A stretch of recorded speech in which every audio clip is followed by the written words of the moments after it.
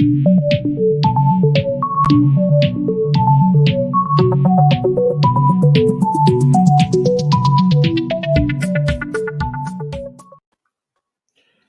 hello, everyone. Welcome. Glad you are here. We are interviewing Dr. Asabi, Stephanie Howard. I Yes. said it the right way, didn't I? Yes, you did. Hey, well, I'm trying to go live on Facebook. That's why you see me looking down. get that, get that set up. And I just wanted you to know that's going to be it for the Asabi. I'm going straight to North Carolina at this point. I'm home. Right. Now, I really don't have the right things behind me for what we're talking about, but it's the spirit. It's all I can find. It's the spirit of anyway. We had a few technical difficulties, but yes, I figured out where the power button was on my computer. So, have you got it yet, madam? Want to make sure you get that. I don't know. Maybe I'm live on my page. We'll see after the fact. Oakley, one of those technical nights, I tell you. Yes, it is, but that's all right.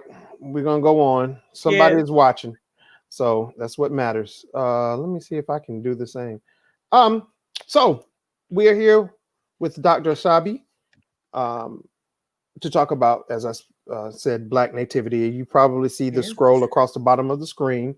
It's the 10th anniversary, and I'm gonna kind of go backwards and forward and backwards and forward. So, how many times have you directed Black Nativity? This is my second time actually directing Black Nativity, and that being with Justice Theater Project.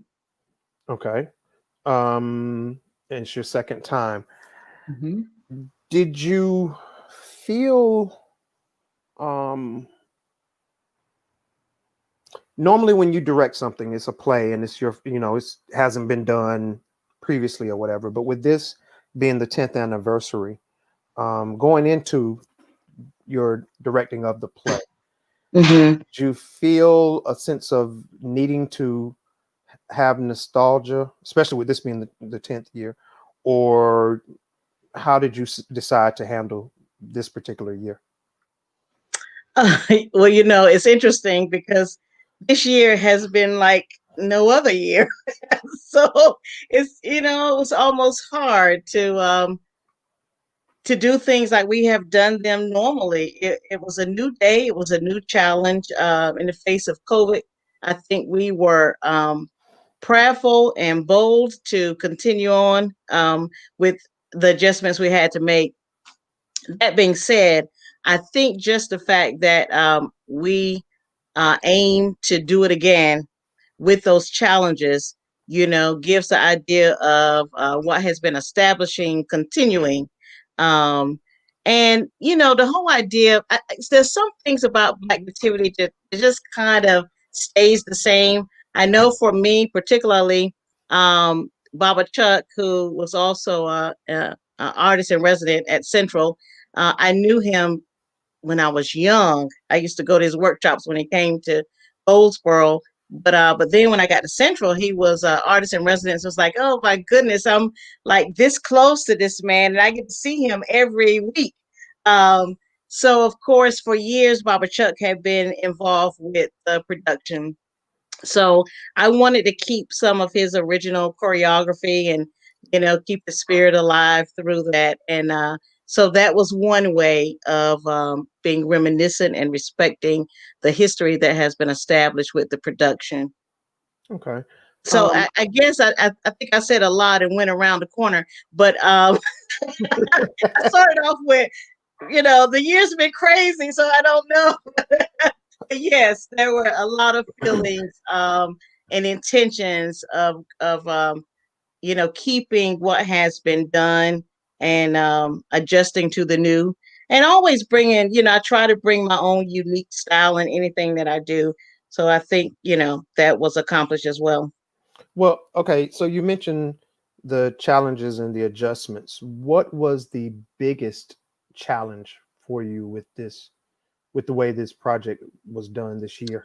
Well, I think, as mentioned, the biggest challenge was doing it with COVID. We did it in mask, and we sort of went back and forth because mostly people have been doing productions without masks, or having a mask in rehearsals, and then when it's time for showtime, take the mask off. Um, and I struggled with that a bit. I think we all did. And Jerry and Melissa, we kept talking about it, which way to go. But we certainly want the health of everybody was very important for us. And in the midst of getting the message out. And so we end up doing it with mask. And I think that was probably most challenging. And then just coming together in the midst of everything. And ideally, whatever we do now, there's some risk involved, it seems. So, in the midst of all of that, I think that was the greatest challenge. Okay. But we conquered it. We got to the end. Yes, you did. You got okay. I can't say that, act like I know stuff. Remember? Yeah. Okay. Okay. Um, so the adjustment of the masks, did you think that hurt it in any way, from what someone might expect? And you kind of Well, explained it, but still, I just I think when we lose the expression of the face and we're missing much of this, that we certainly lose something on stage, on film. So it's an adjustment. But what I also think is, at least for some months here, wearing the mask, seeing the mask has been a way of life for us, to the point that it's some type of normalcy. Um, we see it on commercials now. We see it more on TV now. And it will be a time that we can look back and remember when we were here and that we Mhm. got through it and we got past it. But I would like to think, even beyond that issue, the greater message is that we were being careful, we were being thoughtful, and we were being very responsible in putting the show on, in the midst of this. Great. That is definitely great to hear. Um, the amount of people that were in it. How many people did you have in the production? We had about 25. Normally, I know for me last year, we might have had a good maybe 60. And I've heard that it's been as large as maybe 70. So, just the idea of cutting the cast down drastically, was different in itself. Mhm. And I'll explain to everyone watching, the reason why I'm asking some of these questions. Um, is because there have been productions and live shows, and there have been critics saying it's too many people close together. They don't have the Mhm. mask. You don't. How do we know that you put them in a bubble for however long? And Right. so I want to make sure people understand and know about the precautions that you took to put this on. This is not just, you know, people up there singing loose lipped, That's uh, right. with nothing on. So I Yeah, want to make yeah. sure that is explained. And Um, we were very careful from the beginning throughout the rehearsal process, and the limitations of people being in the room, and the social distancing, the spraying, the letting the room rest. I mean, it was like a whole medical surgical procedure. right. Oh yeah, it's an undertaking now. Right, That's a it whole is. different mode of directing than Mm-hmm. what you used to. In rehearsals, and as I said, I'm going for you, those of you at home, and you're like, I want to know. I'm going backwards and forwards. This is not Right, right. the typical interview. Um, your rehearsal process with having singers at a distance, was that a challenging thing? Because sometimes when you have people all over the room, everyone doesn't hear the music at the same second. Um, how did that Yeah. feel? I think Michael would probably be a better one to speak on it, but it was a bit of a challenge, and I'm sure in some cases that we discussed, there were times when you have to be very selectful and selective about who's singing because you do need people who hear and can hear very well. When many times you could have so many other people in an ensemble and get away with that. So all of that was a challenge. I think though it wasn't so much the distance. I think it was the mask that Okay. bothered him. You Mm-hmm. know. Mm-hmm. So, but we got through it. Okay. And speaking of your music director, Mr. Michael Williams, I'm Yes. sure he's watching. He better be. Yeah. Um, If he's not asleep now, he goes to bed. Like at 6 o'clock. oh, Michael, she's just telling everybody that I'm that you sorry. I'm old and you sorry, go to Michael. bed early. What made you decide for him to be your members of the team reported anyone becoming Yes. ill? It's now Yes, been 17 Melissa. days since we last gathered. All That's right. right. So the producer said nobody reported anybody ill. It's now been 17 days since they last gathered. And No, I don't. was gonna say it. I'm glad she interjected that because Hmm. the whole rehearsal process, nobody was ill. Do I need to put on headphones? You think? Am I feed? No, You hear no, no. You're feedback? fine. Am I You're good? fine. Okay. Hmm. Um, but there were a couple of times we had a couple of scares of people who had sniffles and stuff. We were like, "Stay home. We're praying for you. We're gonna try to keep your song for you, but stay at the house." Exactly. Nowadays, I woke up this morning and coughed and was like, That's right. That's right. 30 minutes. I'm just laying there like, oh God. That's right. Um, Cough, sneeze, any of that. yeah, anything. Breathe too hard. Um, so Michael, what made you decide on him being your music director? And was he your music director previously? He was previously. Interesting enough, um, um, my uncle Ronzel Bell, who is a musician and does some work in the area in theater and churches, and is just kind of the bomb musician. Um, Recommended him. I did not know Michael, and once my uncle said he's the dude to get, and he can give you all you need, it was a done deal. So that's how Michael came aboard. Yes, yes, and your uncle is definitely right because I work with Michael in Carolina Change. Yes, which is And great. yes, and he's wonderful. Um, was it Michael's choice on the instrumentation, or did you have a hand in picking who That played? was pretty much it. Now, Michael and I sit down and we look at songs and we talk about that aspect of it and the feel of songs and that type of thing. But as far as instrumentation, that was all him. Okay, okay. Now, is this your first time ever uh, being involved with Black Nativity? Oh, no, not at all.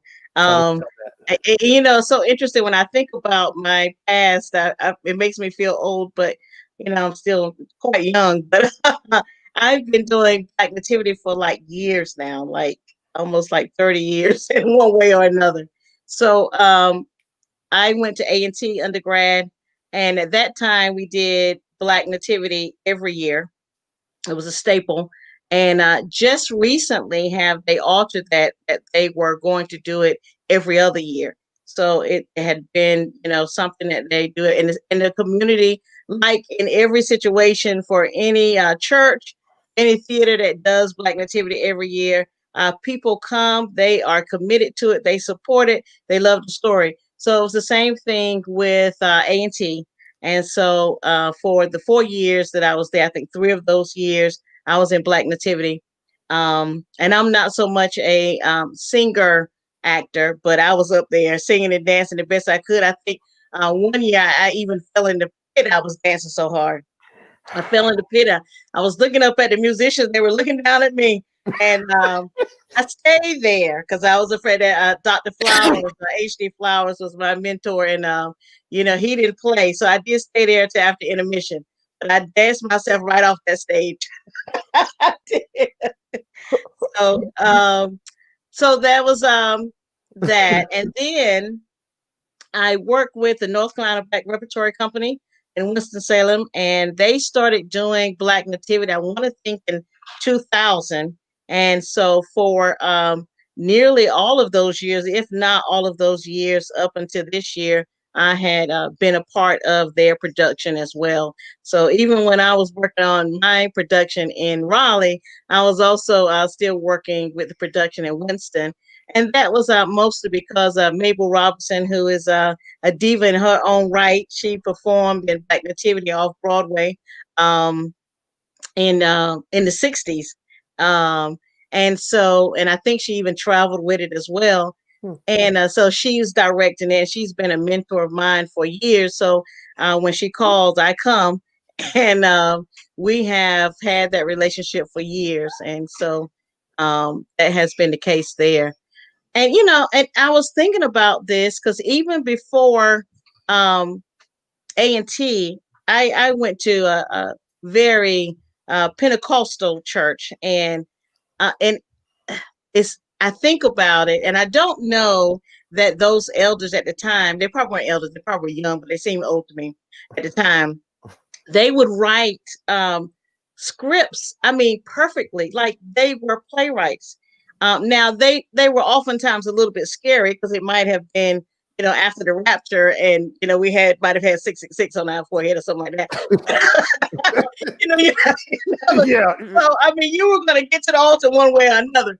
But so they did their own version of Black Nativity. It wasn't called Black Nativity, but when I go back and look at it, I mean, they wrote a beautiful story of the birth of Christ from different perspectives. And I think actually for me that was where theater was birthed in me, right there in that Pentecostal church that in which we could not go to the theater, but they certainly had good playwrights to write about biblical things that we acted out in church. So I'm trying not to know facts. So the version of Black Nativity that you directed, Mm-hmm. where did that come from?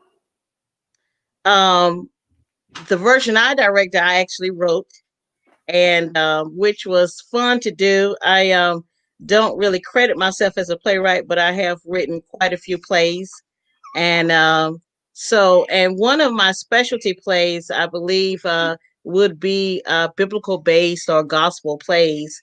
Um, and I think I'm probably getting off topic, but it is my desire. I'm sorry, I have a guest, and I'm on auntie duty, and I guess got tired of being alone. So um, one of my desires as a playwright is to do a whole Bible series, Hmm. and so I'm looking forward to that at some point in time when I have time to sit down and do it. So it was fun. One of the things about Black Nativity, and I don't think Langston Hughes is upset with us, is that you do have some artistic liberties, and I don't think the script was completely finished when he before he died. So there are some kind of loose ends, and it allows some artists for us to put our distinctive music in it and that kind of thing. So last year, I did have the opportunity to do some of that, and so I was so excited when Melissa said, "You want to, just write your own version." I was like, "Sure." I think I halfway did it anyway. Well, So it was good. It was good to do that. okay. Well, you mentioned Langston Hughes and that it was unfinished. Um, for those who don't know what Black Nativity is about, can you tell us about Black Nativity and Yes. Langston Hughes, please? Yes. Um, well, it was written, I think, around early 60s, maybe 61, and actually became one of the first of its kind to make it to Broadway. So he wrote it, of course, around civil rights and things happening. And so we have this whole perspective of this wonderful biblical story told. With emphasis on Black culture and a Black perspective, which I love because, I mean, it's one of those stories we can tell from any perspective, and it never loses meaning, and it never loses as the church would say, is pow. There you go. Hey, hey, the blood. Okay. um, Okay. Mhm. and we call it the greatest story ever told. But oh, Melissa is, yeah, there you go. Thank you, Melissa. We call it the greatest story ever told, and I think because non-Christians, Christians, people of different religions, it's something about this time of the year that they kind of lay back for a minute and enjoy the story, regardless of all the things and the differences that we have. And I think everybody has to admit that Christmas, even Christmas in itself, and us thinking about the message of Christ, just gives us another feeling in the air, and God knows we need it now. So anyway, going back to Langston Hughes. So Langston Hughes writes this in the early 60s, and it makes it to off Broadway, and then it even traveled to Europe, and became the classic that it is, and has been running ever since this time. And you have so many theaters, as I mentioned, that continue to do it every year. And so in some situations, it's considered the longest running play for quite a few companies.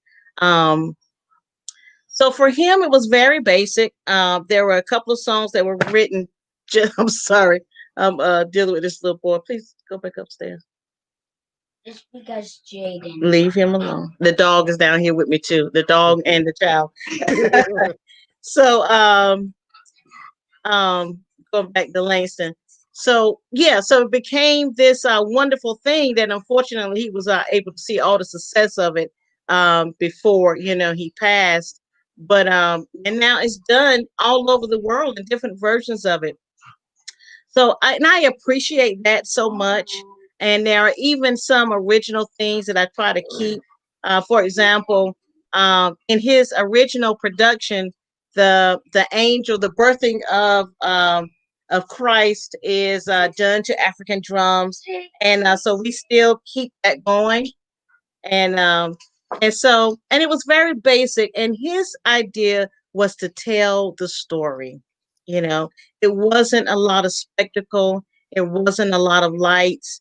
um Mary and Joseph did not have speaking lines. From the pictures that I saw, the composition was fairly basic. And so for me, as an artist, as a playwright, as a director, it was just important to me that the story be told. And so that's what I tried to focus on, the telling of the story.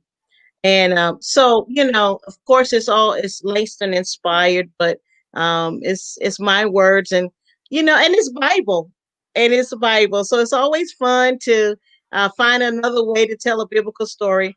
I like to find perspectives that we may not have thought about. August Wilson was good for doing that. He would look at a picture and would be one person in the corner, and he would say, I want to know this man's story. The man in the corner with his head down, or the man walking down the steps that looked defeated. What's his story in the picture? And so for me, that's what I like to think about. How can we find different perspectives? So I started this particular script production with the perspective of from the perspective of Mary's niece. So I didn't, want to get into a whole lot of factual theological debates, and ideally, it's not a lot known about Mary, so that was a good thing. So people couldn't have to argue with me and say it wasn't all biblical. So we don't really know a lot about Mary, so we can have some freedom there. But we do know, or we think, that she had a sister or sisters. And if they were not her biological sisters, they were her sister in laws. But there is a record of her having sisters. And so I thought, what about, and I love the idea of it coming from a young person's point of view. And even Langston Hughes ends it with a young child at the end. And for me, that means that the story continues. Um, so I thought about it coming from perspective of Mary's niece, and Mary being very close to this young child, because of course we know that Mary was young. And so she's trying to figure out what is all of this fuss about this new baby that's joining the family. And in the midst of that, she begins to hear the stories and what's going on. And so she begins to understand some significance of it. So um, that's kind of my original take there. And so as the story continues, when we get to the end, and I have the same idea of being 2,000 years later, and the story continues, we still have a child that is continuing that story. Juan, give me just a second. Tell a joke because we know you're good at that. The joke is, I feel sorry for that little boy. Oh Lord, and the dog. That's the joke. Because she has had enough. Okay. Okay.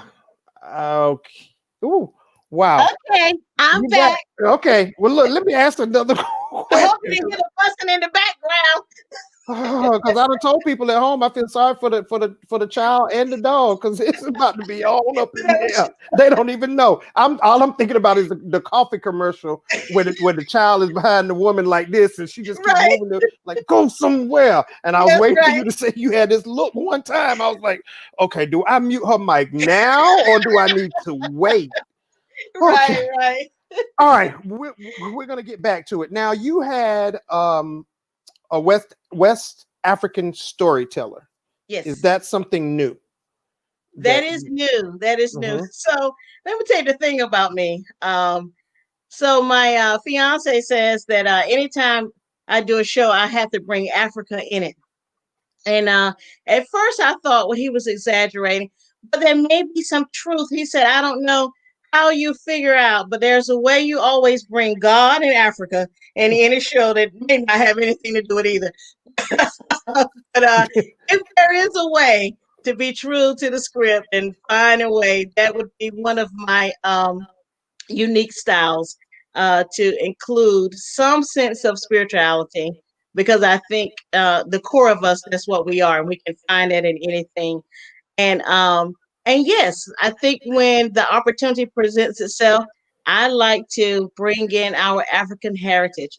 And so and I don't normally mention August Wilson a lot, but now that I'm talking and think about it, he does that as well. A lot of his plays has the theme to bring us back to our roots to know who we are.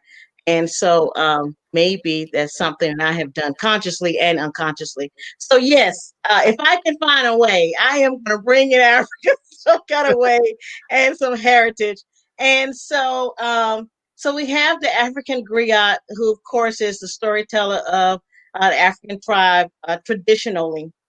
And so through him, the stories of the people are continually told. And that whole title was very serious because people would have to train with the griot for years to make sure that the story was told exactly as it had been told in years. And that became the history of the people because it wasn't written down. So we just had the oral part of it, and it became just as important as the book for us.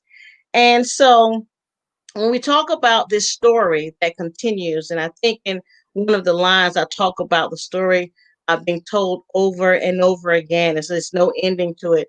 And so that made me think about this griot who initially, in an African setting, would hold the value of the story of the people and their history, and and making sure that it would continue and not be lost. And so, yes, so instead of what we would call the narrator, I made it the griot. You made it the griot. Now, tell me, there was a language spoken, the Yoruba, Yoruba, Well, Yoruba is normally how I Yoruba. pronounce it, but it Okay. also Igbo is in there as well. So we have a mixture of those two. And of course, I have Zora Umindi, who is one of my students, but is also from Nigeria. And when she auditioned last year, and of course, me and my thinking, and oh, Africa is here. So, so I was like, Zora, I want, and I've done this before, even without having a native from Africa in my shows, but I have gone to some native languages to include in the show. And so when I spoke to her, and she was like, sure, I can help you. We can look at phrases. And then her mom also helped us because, some of the translations you find online, they have some issues with them. So she helped us last year, and she spoke a lot of the sentences that we needed and phrases and recorded them, even for the actors, because even Zora had to go and ask her mom. Um, so yes, we had that, and of course, I don't think it should bother anybody because the message is still clear. And of course, we hear the African language and then we hear the translation of that. So Tell me yeah, where the languages, where specifically Nigerian. they're all Nigerian. Hmm. Okay. Okay.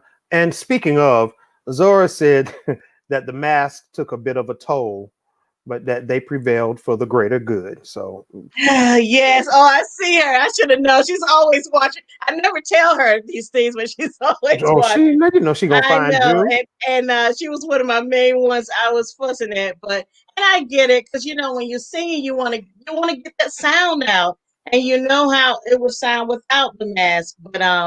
But yes, that mask was a challenge. Yeah, but and not going back to the mask, but Zora said it. You mentioned Zora's name, so I was like, well, there you go. But There's I, the I segue. will say with the mask that our costumer, Pamela Bond, did some beautiful things. And we made the mask as a part of the ensemble. So, and it's a lot of situations, biblically, people were kind of covered. So, yes, we try to make it as holistic as we could, as it is normal for us now. And it Hmm. became normal for us in Black Nativity and telling this story. Yes, it did, and they. I love the way that it matched what they had Yes, on. It wasn't just a yes, basic black or basic white mask. yes, Um, sir.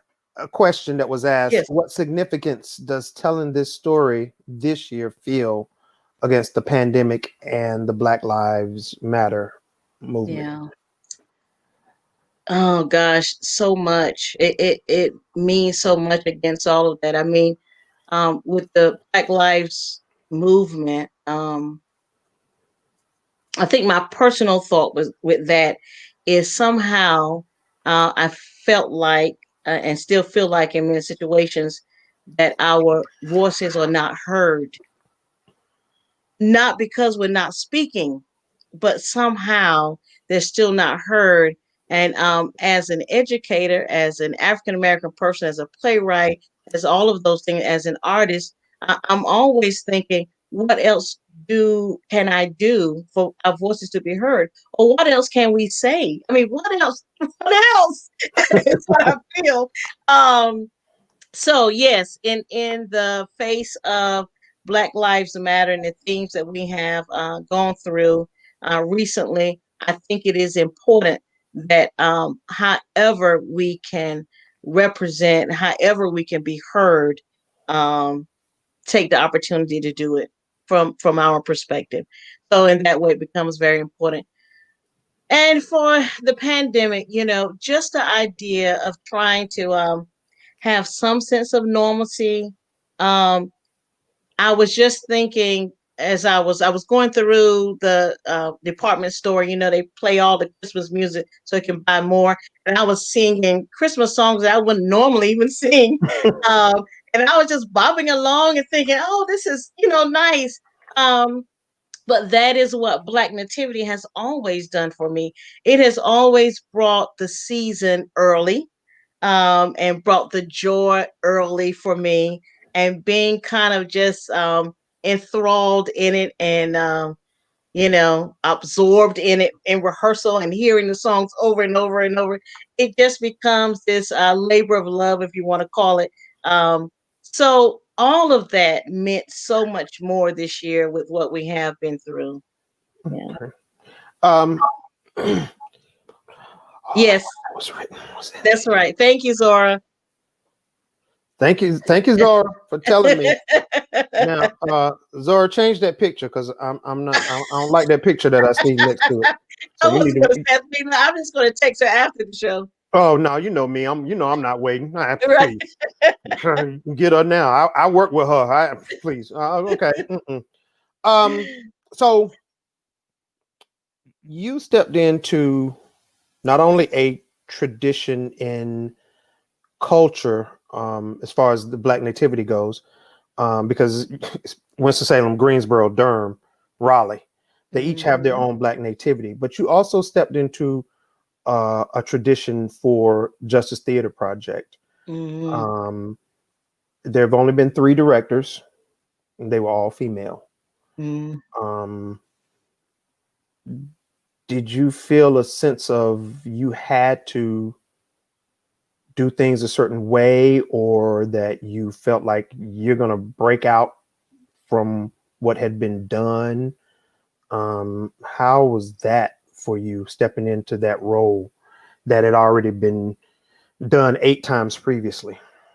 Yeah, I don't think I felt any pressure. I'm sure I didn't feel any pressure um, to either break out or be the same.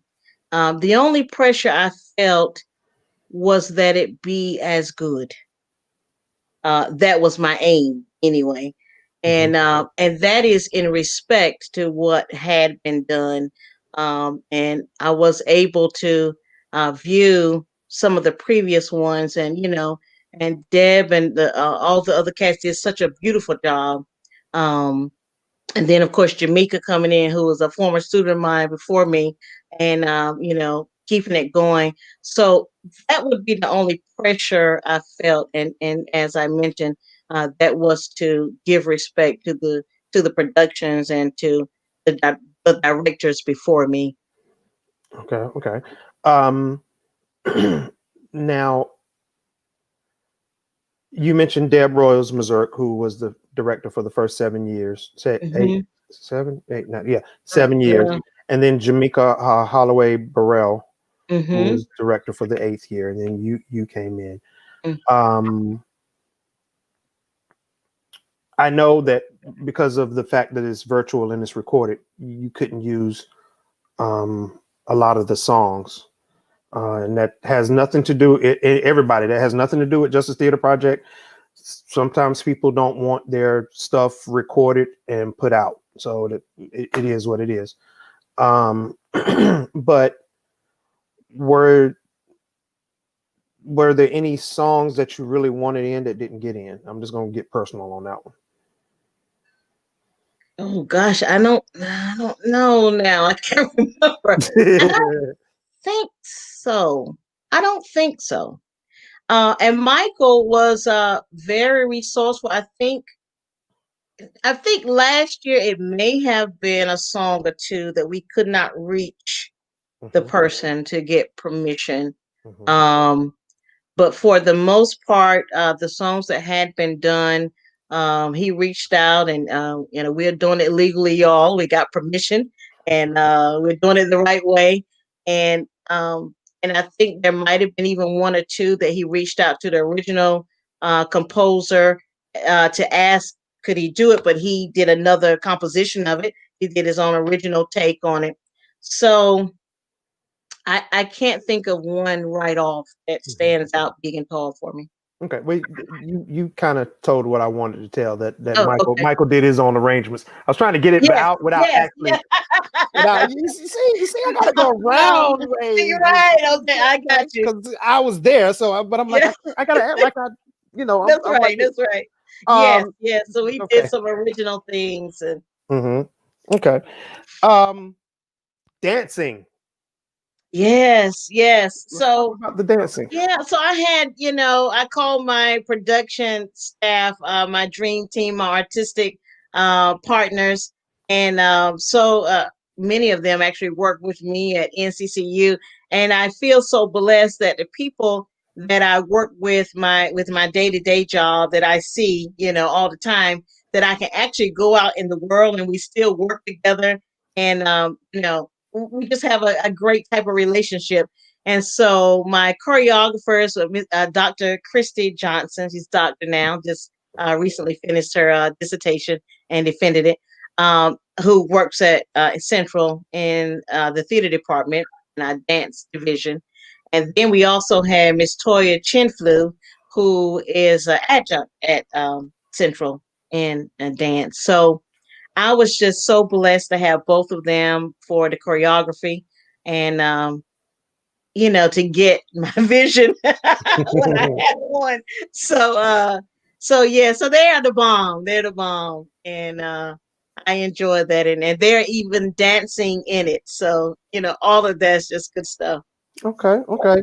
Now, the beginning of your recent Black Nativity is different than how most Black nativities start. Can you elaborate on what I just said? Gotcha. Okay. So, and in my mind, when you said it, I started trying to think about all the other productions in the beginning and thinking of all those kind of hodgepodge of things of beginnings of Black Nativity. But my beginning starts with this particular one, um, starts with Mary's niece, as I mentioned, who comes to the holy ground. And so I've established a holy place where they come to pray. And she comes and says that she's looking for an angel because she knows that's where the adult people come to get answers from God. And she's been told that she was a storyteller. She doesn't know the story that she's supposed to tell. And so she's kind of waiting for the angel. She doesn't stay very long and she leaves. And then we have Mary coming, looking for some answers. And, she's in this situation. Doesn't know all the specifics of the pregnancy and the new baby, but she does know that she is to marry Joseph. And who knows, she may not have been very happy about that and been trying to figure it out herself. And so we got two different things about Joseph. And historically, in one way, they said that he was very old. And in another one, they say he was young. Um, and so, you have a little fight about that. But either way, we don't know. So she's coming to get some answers as well. And then you have Joseph who's coming and saying, so yeah, so God, you're saying that maybe she's pregnant, or maybe I don't want to have this wife, and people are talking about us, and I need to know something. What is going on here? So you have all of these people who's coming to the holy ground to get answers, and so the angel who kind of hangs out there to answer people's prayers via God, or God via the angel, answers their questions and give them some assurance that it is God and that you are to go forth with the plan. Okay. So yeah, so it is. I guess it is different. My mind, I didn't think it was really different, but I guess it is now that I think about it. Look, and you in didn't the tell me midst one of that, sentence. You gave me like a whole paragraph. I think I'm gonna go with I think it's different. Yeah, I'm gonna go with that. and then, of course, after they come, you have the griot who comes to pray. And in my mind, I think of the griot as the griot, a priest, prophet, who comes to pray. And the angel's like, listen, this thing is happening. You got to tell the story.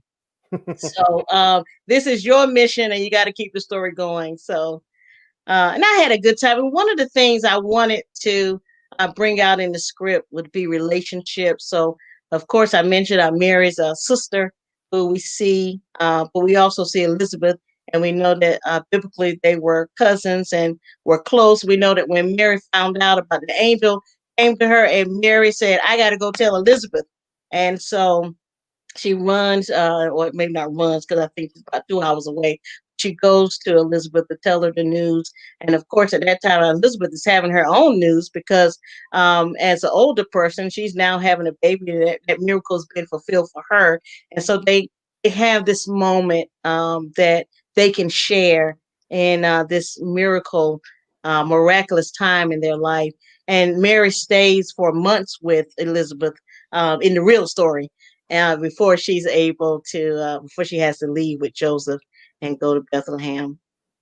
I really want to show, relationship, and that Mary was not just, and I guess this maybe where I differ a little bit with Langston. She has a story to tell, and she can talk about it, and show emotions around this whole experience of having this Son of God. Okay. Well, I'll say this: in that 2 hour distance between Mary and Elizabeth, somebody better send that thing by carrier pigeon or something. Tell her later. I just let she can see the baby when it's born. I'm not. Right, I'm not right. about to go all the way there. No, I can't do it. Yeah. So this was set out to be a reunion of sorts for Black Mhm. Nativity. Um, was that a wonderful experience? Uh, Having some of the old heads come back. It was. And they came back as being a solid foundation. They were dead on it, brought so much talent.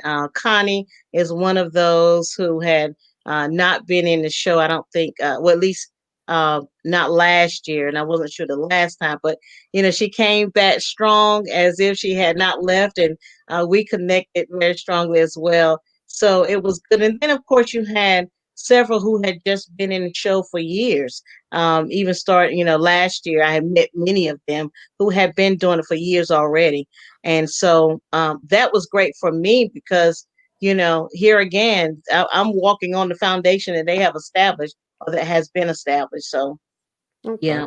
Um, Change of venue. Uh, Yeah. Change of venue. And I say it like that not because the venue was bad, but just because I always said I didn't want to be a film director. I'm a theater purist. I mean, I I want the stage, I want the lights, I just want to direct for the stage. And I've become a film director of sorts. And there are some things that I'm enjoying about it and I am learning. So it's becoming a whole new process. And I better get it because who knows how long I'm going to have to do this. Um, so the change of venue, we had to really think about and try to figure out in lieu of knowing that the show was going to be filmed. So, yeah. well, speaking about that, about you seeing your theater, was that something you said you had to learn? So you kind of answering it, but I just elaborate a little bit. Was that Did you write and set up the play for theater and have to go back and say, okay, nope, I need to do this for film? Yes. Yes. And was that Definitely. a grueling process to do? Definitely, yes. And even I think, by the time we started production, we were still readjusting and changing things.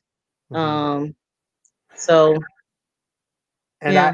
I asked that, which I know your responses were short. It's That's not really me asking you. It's a lot of other directors and a lot of other theater companies out here are having that same issue because we're all used to the stage.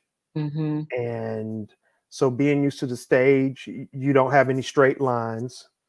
Mm-hmm. You try to make it as 3D as possible, but Right. with film, and this is coming from a person who also has worked in television, Mm-hmm. you can have a straight line if you want to. I'm gonna put the camera over here and it's gonna Mm-hmm. look angled because of Right, where I right, place the camera. right. And so I know a lot of times I've seen directors and stuff. It's just so much more, Yeah. it feels to me like so much more to think about. It's so many tiny details Hmm. of what's happening and being aware of that. Um, so yeah, it is a work in progress for sure. And right, so you're thinking about now. You got to think about not just the pictures that you've made, what I would just be making on stage, but now there's this whole element of the camera and camera shots and you know medium shots and close ups and I commend film directors. I'm going to master it as much as I can with the times that I have to do it. But when I don't have to do it, I won't be doing it. I will not be doing it. I definitely understand that because you know what, if it's live and you just do it, if it's a mistake, it was 2 minutes You ago. do it. You can do it. Let's go. But if it's recorded, oh, that just Yeah, to a lot of yeah, yeah, people. yeah. So when are the dates for it again? For the show, Yes. I'm so glad you asked. I don't have my. It's Melissa. No, I said it Wait a minute. opened. Let me see I if know. Listen, this is what I know, everybody. It premieres on Friday, the 11th. So you always want to be on the premiere, but it goes for a couple of weeks. I'm hoping I can share my screen. Oh Yes, Lord, am I yes. able to share my screen, Lauren? Because this Okay, one so, right here is but just this is turned what into me. happened, y'all. I had all my stuff upstairs, and I had to move downstairs because the internet was acting crazy. So, and Lauren, let that in. Let that in, Lauren, please. Thank you. thank you, Ooh. Lauren. See, oh, there you go. January the 31st. So it starts December the 11th and goes all the way to January the 31st. So you have quite a few nights to enjoy the story of the birth of Christ. Yes. Let me stop sharing right quick. I'm gonna put something else up. But listen, Juan, I will say, because I knew it was gonna be up for a minute, but right now I'm actually in tech this week because of the Christmas play at church. So the productions continue. So my mind got a lot of information in it. Yes, I believe me when I say that one I do. I certainly do understand. Look, hold on, I'm trying to get one other thing up here, and Oh yeah, I did see Lauren talk about NC. Thank you, NCCU. Well, we have actually been doing shows all semester. We just finished a COVID play. A Moment of Crisis, written by Desan. And we did that along with a grant from Duke. And so that will actually be online December the 19th. I think that is airing live there. And so I'll get some information up about that, about the details. One, I don't know how long it's up, but I know it's. I was just trying to get the shows done. Some of the details, kind of escaped me. okay, you know what? You take a breath. You take a breath. Okay, the on demand is streaming. It runs from December 11th There you go. to January 30th. Yes. Wait a minute. Why have I got two separate dates up here? And I'm just putting up the flyer that I saw. Oh, I see why, because I need to read that rest of it. So it's $25 for a family, $15 for individual, and $50 for large groups and churches. Y'all Yeah. don't go to church because you might catch So corona. Anyway. and this is a great time for churches who may be doing a lot of things virtually to Yeah. actually feature that. So I'm glad that Justice Theater Project, Melissa and Jerry allowed that to be. So yeah, please enjoy it. Mhm. Enjoy it. And you can purchase some tickets in advance, which you got a few days. The number is 919-264-7089. Sponsors are Carol Woods Retirement Community, Kaimanox. Let me see if I can read that. Raleigh Arts Commission, I'm thinking that is. And I can't read them other two. They're too small. Melissa, why that stuff so? Oh, North Carolina Arts Council. If I take off my glasses, I'm not even sure what that. Well, I keep reading. Keep reading. That I'll be right purple. back. Okay, I'm not sure what that purple and that orange Reading. is. Melissa, tell me what that is. And so yes, 10 years of Black Nativity. There'll be some highlights from previous Black Nativities that you will see as well. No, not the United Arts Council, the one next to it. Or is that part of it? Anyway, so you'll see that as well. Also, let me see what's going to come behind this. This is what it looks like. This is the actual production. Yes. Beautifully decorated, beautifully lit. And as you see, as she said earlier, the cast is wearing masks. Everyone was safe. Again, that number is 919-264-7089. Doc, what did you go to look for? I had to go take care of the kid and the dog. Oh, they were making noise. Okay. Yeah, and this is put on by Justice Theater Project. So make sure you are there to witness this. This is a first. It's not the first Black Nativity, but it's the first one that is going to be virtual and online like it is. And it was a big undertaking, and Dr. Asabi took the challenge and handled it with poise and grace. I know that part Oh, because thank you. I was the exact opposite of her poise and grace. I Somebody's got to be. appreciate you, Juan. I appreciate everything that you brought to the production process.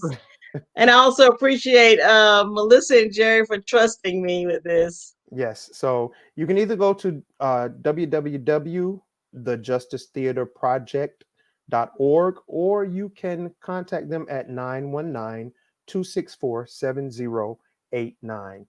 And again, I want to thank you, Dr. Asabi, for Thank being with me you. Thank today. y'all for thinking about me and us and what we're trying to do here. I certainly appreciate that. Mhm. All right. Well, you have a good night. Let the dog and the child live. That's all I'm going to. I'm just going to be truthful about it. And I am looking forward to seeing the final product. And what's next? Well, you just told me what's going on at at Central, but what are your plans for 2021? Well, things are still a little bit up in the air for us, but we're looking at continuing on. We're looking at two productions, The Mountaintop and American Sun, for productions next semester. Mhm. And we'll probably doing some type of dance presentation, probably mostly virtually. But we're continuing. We're still doing theater. We had a few productions this past semester. So our artist has to do their art one way or another. So we'll definitely, as all of us see, finding ways to do it Okay. safely. Safely. Yeah, exactly. Safely, of course. Yeah. That's number one. Right. Well, all right. Lauren, put that image back up, and you can take us off. We can ready to say goodbye, and we'll let it end with the Black Bye, Nativity. Juan. Ah, you and me must never part, man. Not me, not you, Lauren. The image that I had. What do you? I I don't know. I know. I want to say something about this Oh, production. okay. Go I'm ahead. gonna just. Last year, I saw Black Nativity for the first time, the Justice Theater Project production, and I have got to tell you, it's a joyful noise. That's how I came away feeling. It was so full of joy and spirit and tradition, and I just doesn't matter what your religious belief this is this time of year. Everyone needs a little Black Nativity in their life, and so I want everyone to watch this production because it is so joyful. So that's all I wanted to say. Oh, Sorry. wait, no, wait, you, Lauren. Hold on before we. Lauren, what else is going on RDU on stage this week? Okay, I'm glad you asked, Juan. Thursday at 7 p.m., I'm interviewing Eric Whittle, the producing artistic director of North Carolina Theater. We're going to talk about next season. We're going to talk about the Tony Awards. We're going to talk about everything. So that's Thursday night. Please join us. And Juan, we're nominated for a Broadway World Award, a big Broadway World Award for favorite social media of the decade. And so please go on Broadway World and vote for us and all of your Triangle favorites. And love it. If we're nominated with this mouth of mine, then we doing something special. I'm trying to tell you. Y'all do great things. I mean, anytime you call, I feel like I'm a celebrity just because you called me. Not that I am, but just the fact that you called me, I'm like, oh my goodness, it's just such a thrill. Thank you. We feel like you're a celebrity when we call you. Right. Too. Yes, it's both. So yeah, we feel like it's a celebrity. So again, I want to thank you for taking the time out because you got a lot going on in that house. And you go deal with that's what Mary needs to be dealing with right now. Everything quiet. Everything is quiet now. We good. You know what? I don't even want to know what was said to get everything quiet. I'm gonna leave that there. Anyway, All right, thank you y'all. guys. All right, and Thank you. Doc, have a wonderful evening, and Yes. Lauren, you as well. Thank you for putting up with me for another hour, Lauren. So I'm going to bed now. I put these rollers in my head, and I'm going to sleep. All right, guys. All right, guys. Until the next show. All right, to the next show. See you guys. Bye-bye. Bye-bye.